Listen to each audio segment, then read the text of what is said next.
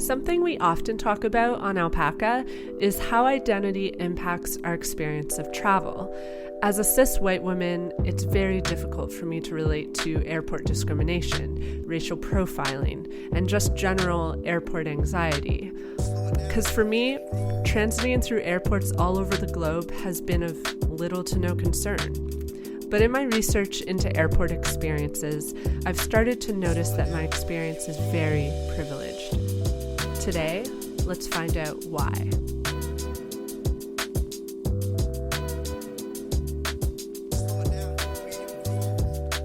Peppermint is an actress, singer, television personality, drag queen, and activist. She's known to many as the beloved runner-up on the 9th season of RuPauls Drag Race.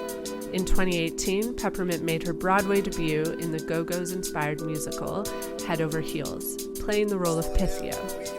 She became the first trans woman to originate a principal role on Broadway. But she had made history before this already, because Peppermint was the first transgender contestant to go on RuPaul's Drag Race who was out prior to the show airing. So today, we're going to chat with Peppermint about her experience as not only a trans woman, but a trans Black woman who travels frequently.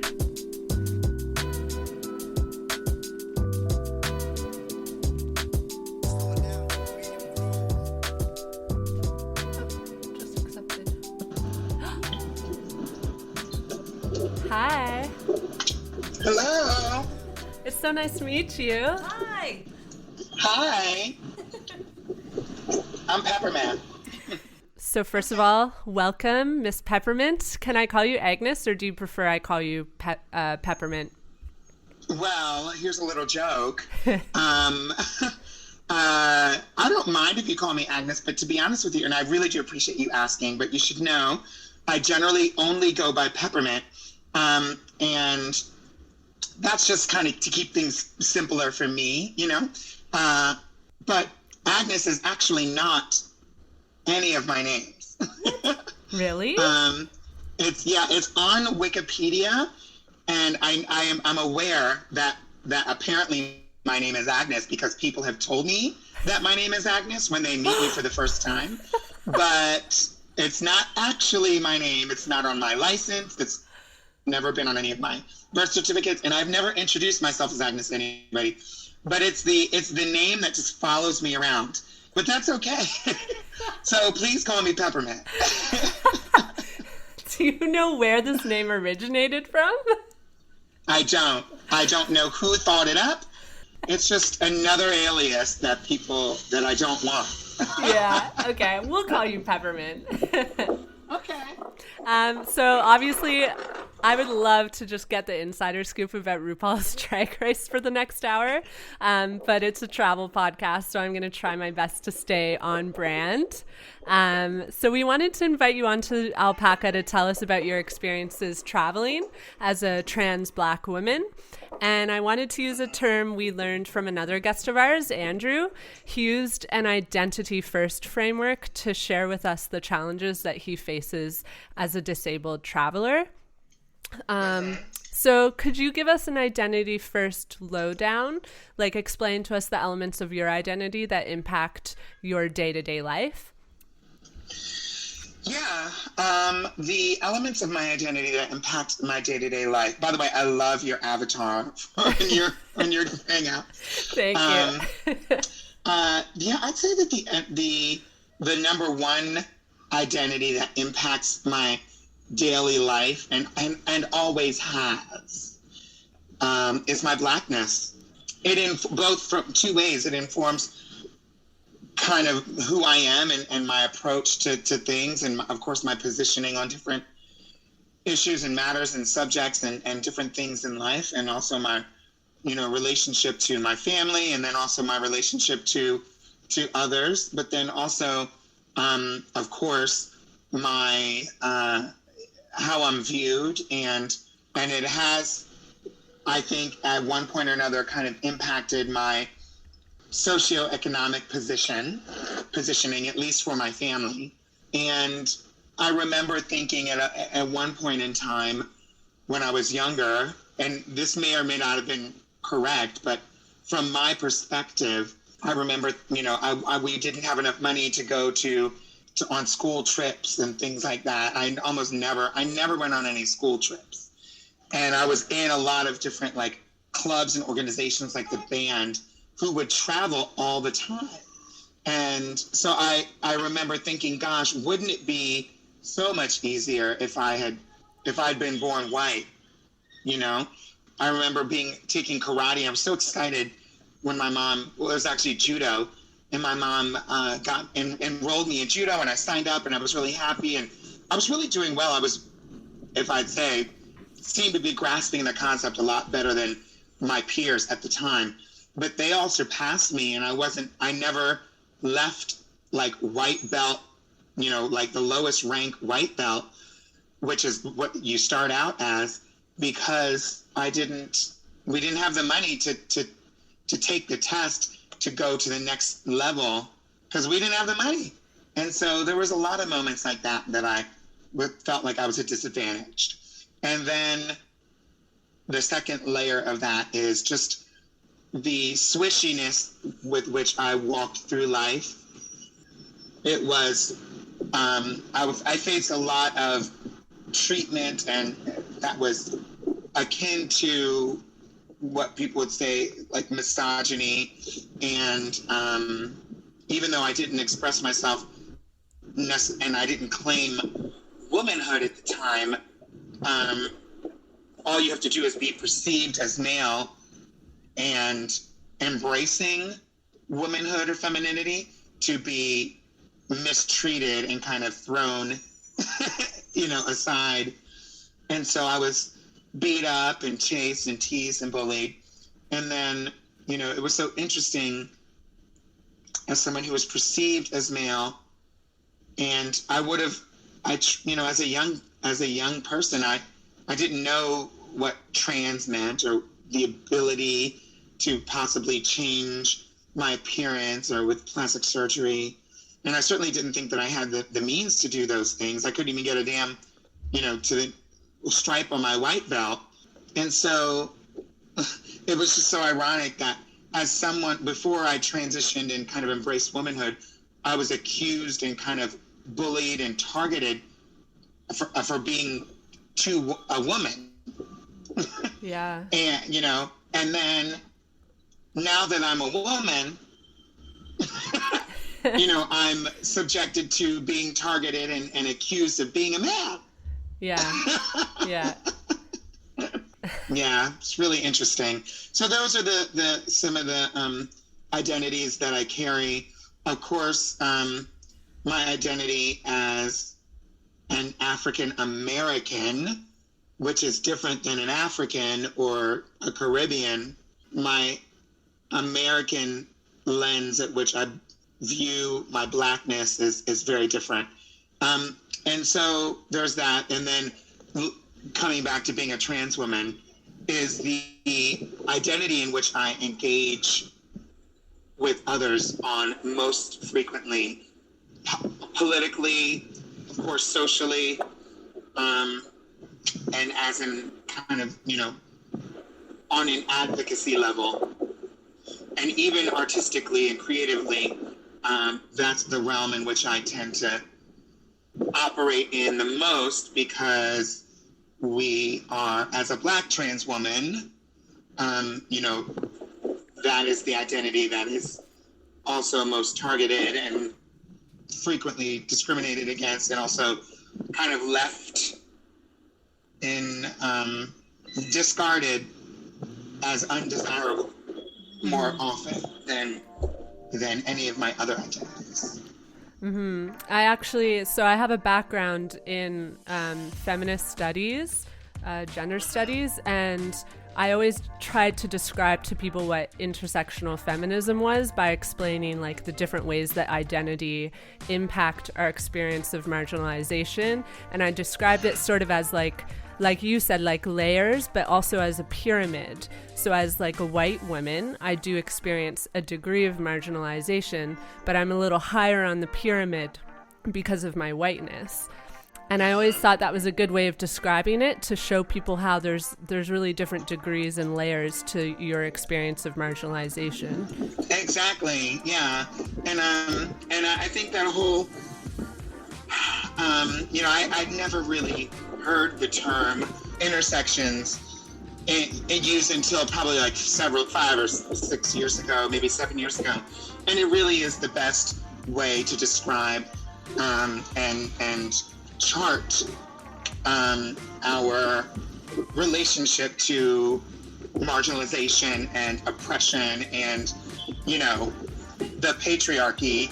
That's always interesting. But yeah, those are the more inescapable identities that affect my daily life, and I have learned to embrace, not that they are not worthy of being embraced, but things that I have been targeted for and teased for in the past, I've learned to kind of accept. Like, as a woman, being 6 foot tall is somewhat unusual, and as a woman with a rather deep voice, that's another kind of red flag for other people. Yeah. And I've had to kind of really, I'm actually recording an album right now where I'm singing, and, singing is something I've been doing for a long time. And it's initially was something that I just really could not stand the sound of my voice. I think most people don't like the sound of their voices recorded when they're not used to hearing them. Yeah. But particularly when, as a trans woman whose ability to kind of like live in my womanness is newer to me than other women around me. Yes, 91 in Broadway. Sorry, I'm in a cab.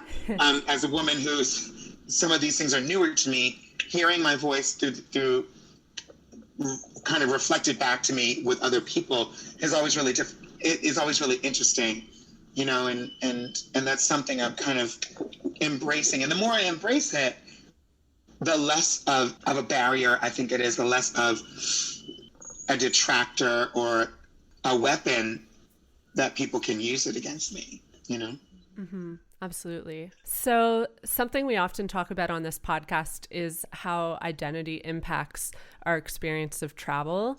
So as a cis white woman, it's really difficult for me to relate, especially to airport discrimination, racial profiling, and even just like general airport anxiety, because I, for years, have been transiting through airports with little to no concern.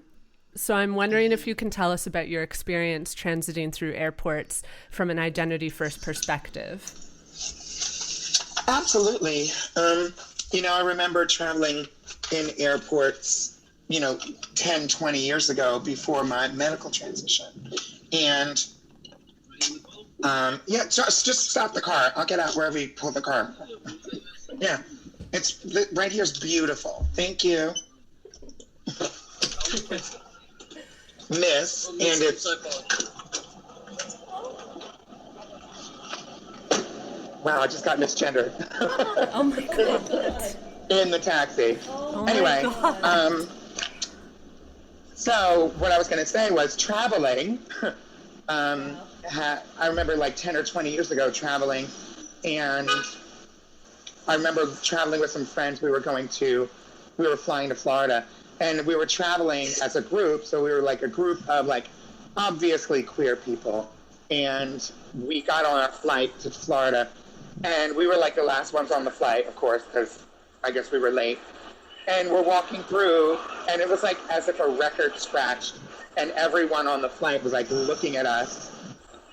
We were friends on a trip, and we weren't being extremely loud or obnoxious, but it was just really interesting how people were like, stopping and staring. And I remember like stopping and, basically announcing to the whole airplane, yes, we're queer. Yeah. That was, I think my queerness really was kind of a way that people would target me, like socially, like just like other people, my peers, co-workers, my other students, classmates. I remember feeling from like just people that were supposed to be kind of like on my same level, they would often point out, you know, some of the ways that they were either uncomfortable with my presence or the ways that my presence, my existence was a disruption.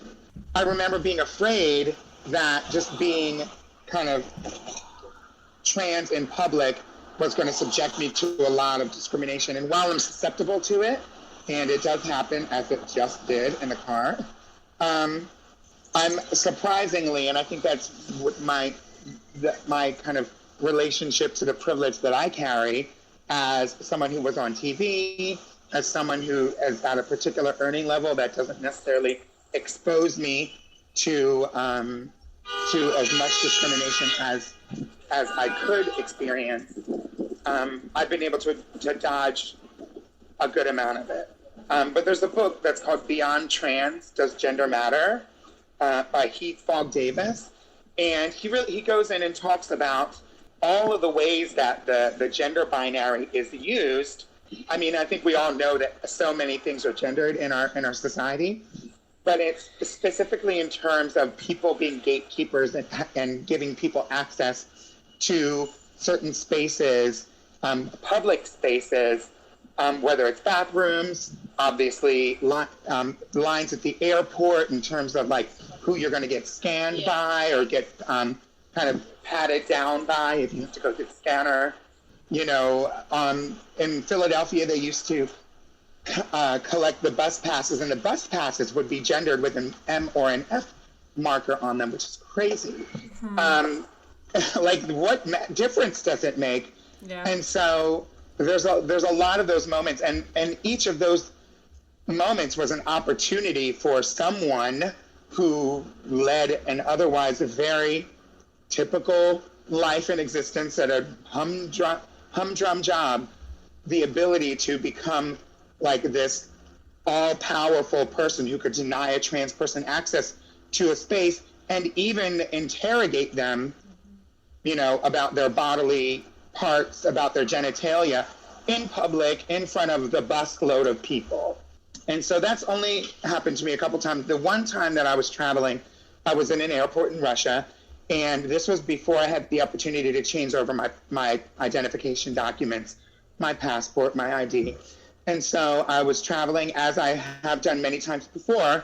And in the past, I had just kind of did it on a wing and a prayer. I would travel, I have my ticket, should be good. I'm obviously the same person in my ID, even though, you know, how I'm presenting may be different. And I never really had an issue until I got to the Moscow airport in Russia. And at that point, I was on a connection, so I was in a rush, getting off the plane, running to the next gate, which is always like the other end. It might as well be in another country.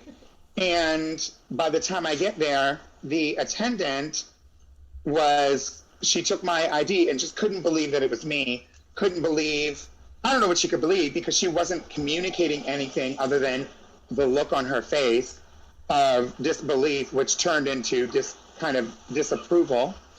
And I was, you know, basically in a position where it was clear that she was not going to let me through, which meant missing my flight and then potentially having to stay in Russia in the airport for until I could talk to someone who wanted to help. And that didn't seem like it was going to happen anytime soon. So I was in a position where I removed my wig when it was the only kind of thing that I could do within my power to show that, okay, I am the same person. Mm-hmm. And that is honestly, for me, it's almost as humiliating as actually disrobing, because you're being forced or baited into a situation where you are kind of, you're supporting the stereotype, you're supporting the conception, the misconception that trans people are perpetrators and that we're sneaking around and, you know, oh, look, it's really just a man after all of that, right? Right, yeah. And so, you know, I was in that position where I kind of had to concede and say, okay, yeah, you got me. This isn't my hair. And that was it was traumatic, extremely traumatic. I was in tears the rest of the flight. I'll never forget. It was always important to me to change over my documents, but I honestly wasn't able to. But then afterwards, I realized this is so important, and I just have to do it and do what I need to do. And that took about like 6 months to, have my name legally changed and get all the documents. And it's expensive, and you have to, I had to hire a lawyer. You had to go to court to get the judge to agree, and just all of this stuff. And, and then dealing with no one likes to go to the DMV. Imagine having to do it like 6 times for every single thing. So yeah, it was a lot, but it was worth it. Yeah. But it just points again to like how inaccessible that process in itself is, which by proxy makes travel less accessible for people who like maybe it is not financially in their means to go and have the paperwork done. Mm-hmm. We're talking about, identity, and especially from the people of trans experience, there's two pieces. One of them is passing privilege, where a trans person isn't necessarily read as trans, not necessarily like visually detectable, or, just when they're moving about their everyday life. And then the other is pretty privilege, which is, whether you're passable or not, you're attractive enough for us to allow you through into the women's room, into, the public place without any scrutiny, right? Through the airport. And so that's always been really interesting to me. Yeah, I've heard of passing privilege, but that's a new one for me. Pretty privilege. Yeah, I've heard. I've had this conversation with lots of my girlfriends about, pretty privilege, and I think passing privilege is the big signifier of that comes from other people. How they treat you is really going to be. It's going to inform you on your relationship to either of those privileges, but. Pretty privilege is real, especially when it's a well-known trans person whose transition is public. Then there's less passing privilege because people already know, and so they're not really passing for appearing to be cis. They're just beautiful, and so there's certain privileges that we afford to people who we think are attractive. Yeah, and that includes trans people. Yeah, absolutely. And on the topic of passing privilege, in some of the research that I was doing, it was showing that TSA agents in the US haven't been educated on how to handle screening decisions when they aren't sure of a person's gender or their gender expression. So I was reading that they don't have any formal guidelines or any sensitivity training. Yeah, in one account that I read, which was written by a person who identifies as non-binary, they said that before they go into an airport, they do everything that they can to change their appearance to appear as one or the other gender because they want to avoid misgendering so badly. But then, as you mentioned, it's traumatic to have to go through that every single time you need to go through an airport. I just thought that this was like in 2019 that TSA agents haven't had any training on this just seems really absurd to me. Yeah, I mean, this is the thing that is really interesting, right? And I was actually watching a video last night on the BBC done by some trans women in 1973 who were talking about just what it's like to live as a trans woman and kind of be in sort of society as a trans woman. And there's a lot of things that were different, but many of them were the same. Back then, the struggle and the focus was more on educating people on what it means to be trans and simplifying it as much as possible so that it's just, this is me and I'm a woman and that's it as a trans woman, or look, I'm a trans man and that's it, I'm a man. Nothing more to say or do. And it really doesn't challenge people to step up to the plate and kind of expand their idea much on what it means to be, male or female, or what really like wrapping our mind around gender and how we use it. And so I think, you know, for a while I thought that, you know, one of the more nuanced or progressive ideas about gender was going to be kind of told through, or it would include a good understanding of who and what a trans person is today. And while I think that's true, I now think the true key, which will provide the most, for lack of a better word, balance, is a really good understanding and a respect and appreciation for folks who are non-binary or gender non-conforming. And I think that's the only time that we'll really be able to kind of release ourselves from the kind of gender prison that we've so happily locked ourselves in. Yeah, absolutely. Yeah, I mean, like, it's wild to me how many times you still need to explain to someone the difference between, like, gender and sex and sexuality. Like, for such a progressive, or we think that we're progressive in 2019, and yet people still don't have a basic grasp on the differences between what these things are. So yeah, I'm wondering if you can talk to us a little bit about your travel decisions and like your relationship to travel. Do you find now that you've like figured out a way to experience airports with minimal anxiety? Are there certain places that you won't travel to because it's too much stress? Yeah, just curious your thoughts. There haven't been any.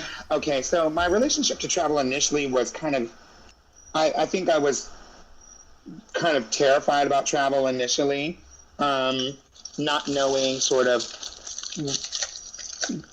I just knew that I was always the target. It wasn't until I became, I was able to, I don't want to say the word relax, but it wasn't until I was able to feel as confident as possible in my own appearance years ago, even prior to my actual medical transition, that I was able to kind of, you know, not worry too much or not like bemoan the travel. And I didn't look at it as something that was completely scary. It definitely is to some people. You know, initially I was just kind of, my approach was just like, well, let's just see what happens. And if they detain me, they detain me. I'm not a terrorist. I'm not like, I don't have any weapons other than gender. And so, you know, I should be fine. That was initially kind of my approach to everything. Then later on, once I started my medical transition and really realized that this is something that my documents is something that I'm going to have to really handle. Then I got a little bit more scared because I was worried about, what if I travel to, you know, I'm not worried about traveling to like London or, you know, not, you know, but what if I do travel to somewhere in the, like far in the East, like Eastern Europe, you know, Russia, or even the Middle East, you know, somewhere, what's going to happen? Because I remember watching a story on some trans women and trans people in, I want to say, Saudi Arabia. I'm not sure exactly, but in a particular Middle Eastern country, and there was a culture that some people would describe as extremely homophobic and dangerous for queer and trans people and women. So I remember watching a special, and they were doing a story on the trans women that were in this country. And they were talking about, you know, if you're a trans woman and you're in this country, the government will pay for your operations, your surgeries, at least your gender reassignment surgery. And I thought that was amazing at first, but then I realized this is just because they don't really know they don't want to move their marker. They don't want to make any type of paradigm shift to better understand humanity and, you know, misogyny, and they just want here's another woman, whoever they are, to just conform so that they follow the rules and step in line like all the other women that's what they would like. And this is, we know how to deal with you when we can control you as a woman rather than having to make a paradigm shift about anything else. And so if you were willing to have the complete gender reassignment surgery and pretty much check everything on their box that fulfill your approach to womanhood, then they will bless you with the honor and the gift of being an oppressed woman. And I just thought that was really interesting. And at first I thought it was, oh, how progressive is this? And then I kind of thought, oh, wait a minute. No, because what will she be able to enjoy any of the kind of freedoms or luxuries or privileges that we have in the States as progressive or as queer trans women? You know, what does that mean? Yeah, and actually, like what you were saying about some of those countries, one thing I was reading is that it's still illegal to be gay in 71 countries around the world. And the argument is that because many people don't understand the differences between sex, gender, and sexuality, they don't understand the binary, these laws pose safety risks for basically anyone who identifies within the LGBTQ plus community. Because they're just assumed to be gay in these countries where they just don't have a strong understanding. Yeah. Yeah. So to close up, I wanted to ask you if you wanted to share with us maybe a lighter experience, something fun that you've done, like a memory you have from your travels. Yeah. What's the best, your favorite place you've ever been to? My favorite place that I've ever traveled to from long ago was my first trip to Dublin, Ireland. Oh, yeah. And it wasn't so much the actual travel that I was in love with, to be honest with you, but it's just being there and being in this beautiful country, being in Ireland. Even though I don't really know, but I'm not Irish. And... but for some reason, I have such a connection and affinity for the Irish, but also the Republic of Ireland, and I just think it's a beautiful place. And so I really enjoy myself every time I'm there. I have a lot of friends that live there now, and I've been able to really enjoy it. The first time I ever went, I was performing, and people were just screaming and hollering, and I mean that's probably why I liked it so much. Is the people that were at my show were just like basically doing backflips, and I was like, "This is the best place ever." That's always been great. I'm going back again to India for the second time in just a few months, and that is I only saw a very small.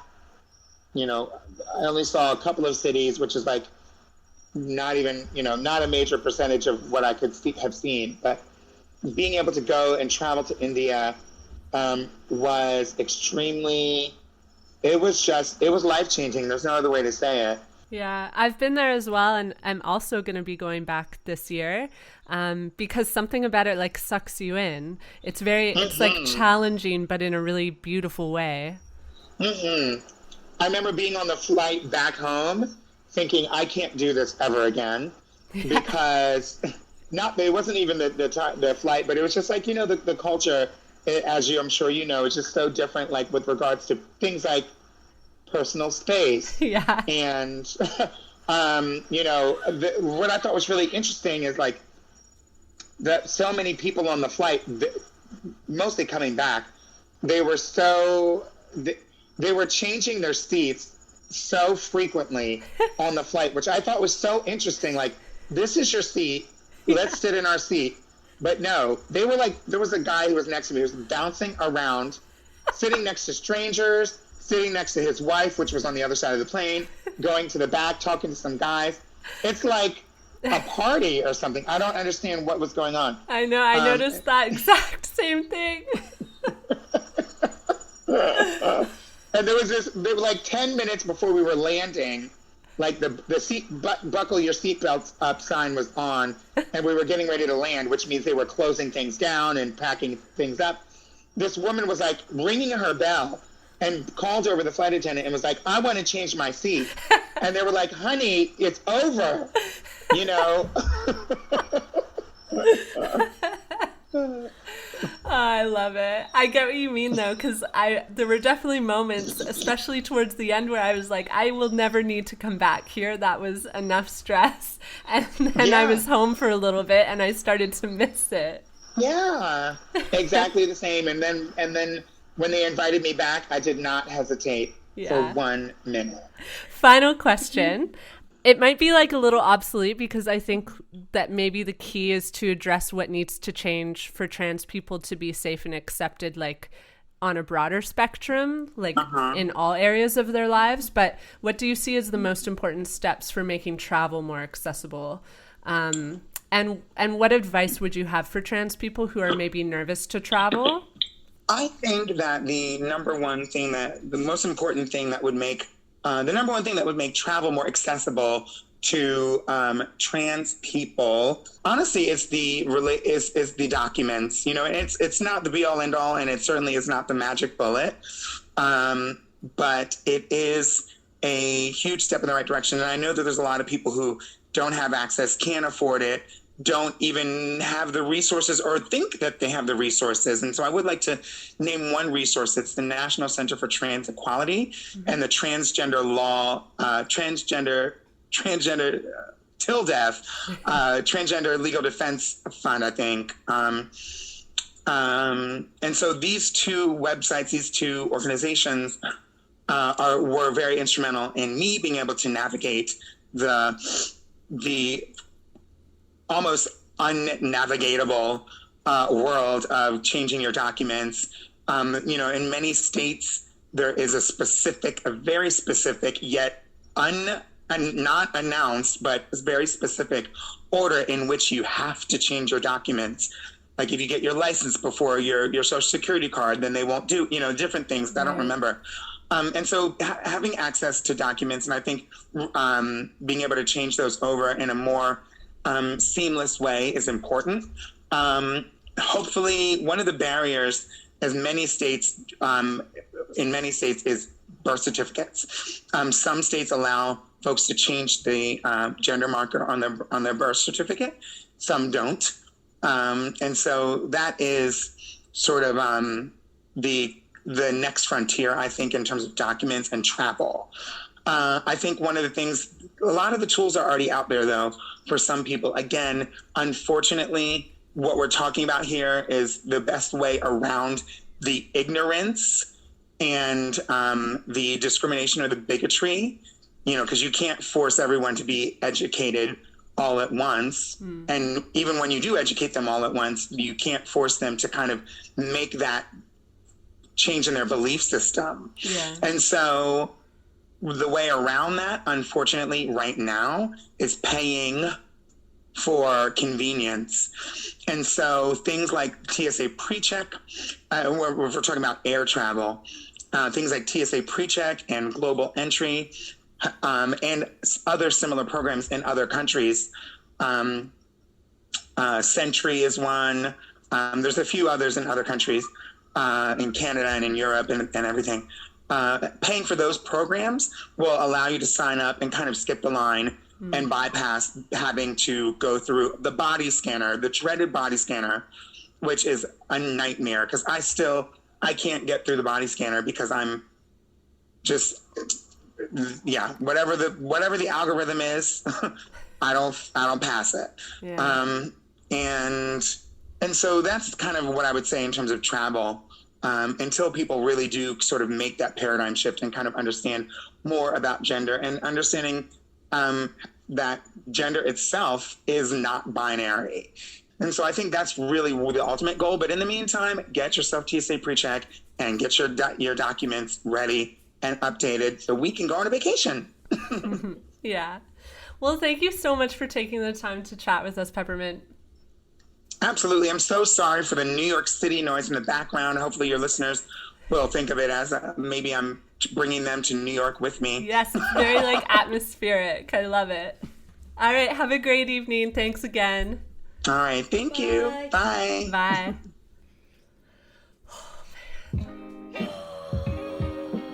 killed that. Did I? Killed it.